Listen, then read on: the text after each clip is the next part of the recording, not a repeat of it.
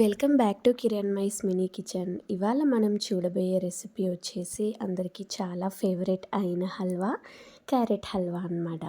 నేను ఈ carrot హల్వాని KG క్యారెట్స్తో చేశాను. సో పక్కా కొలతలతో నేను ఈ వీడియోలో మీకు చూపిస్తాను.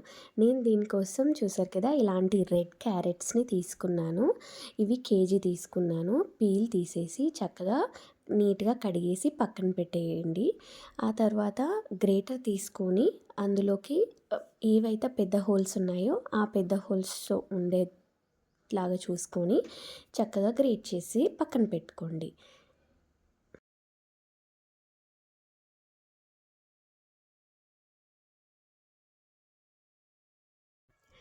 ఇలా పెద్ద హోల్స్ ఉన్న గ్రేటర్తోని గ్రేట్ చేస్తేనే హల్వా అనేది మనకి తింటుంటే నోటికి తగులుతూ చాలా బాగుంటుంది టేస్ట్.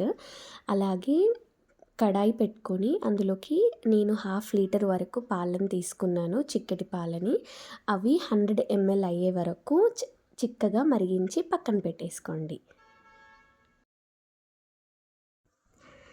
గ్రేట్ చేసి పెట్టుకున్న క్యారెట్ని కడాయిలోకి తీసుకొని ఫ్లేమ్ని మీడియం టు హై ఫ్లేమ్లోకి అడ్జస్ట్ చేసి కుక్ చేసుకోండి. ఈ క్యారెట్లో నీరు క్వాంటిటీ అనేది కొంచెం ఎక్కువనే ఉంటుంది.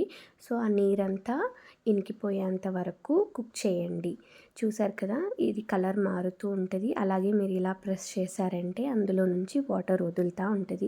వన్స్ అది కుక్ అవ్వడం స్టార్ట్ అవుతే ఇలా వాటర్ అనేది బయటకు వస్తూ ఉంటుంది.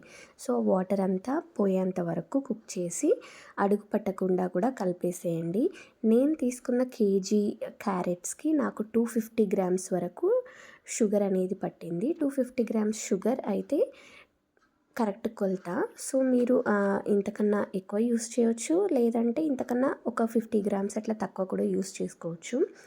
కానీ 250 గ్రామ్స్ స్వీట్నెస్ అనేది ఈ క్యారెట్కి సరిపోతుంది.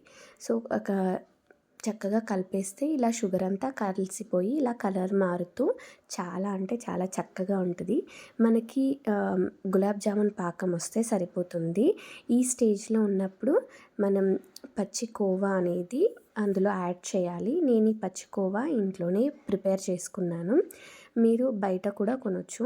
అలాగే మనం ఇందాక పాలు చిక్కగా మరిగించి పెట్టుకున్నాం కదా, ఆ పాలను కూడా యాడ్ చేసేసి చక్కగా దగ్గరికి పడేంత వరకు కుక్ చేయండి.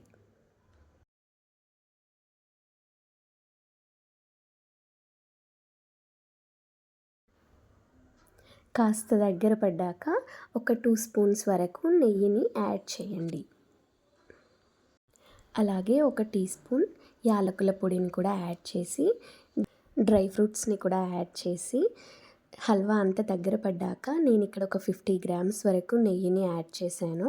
చూసారు కదా, ఇలా దగ్గర పడ్డాక దించేయడమే.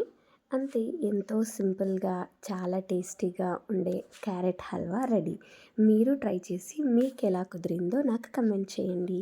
Thank you for watching.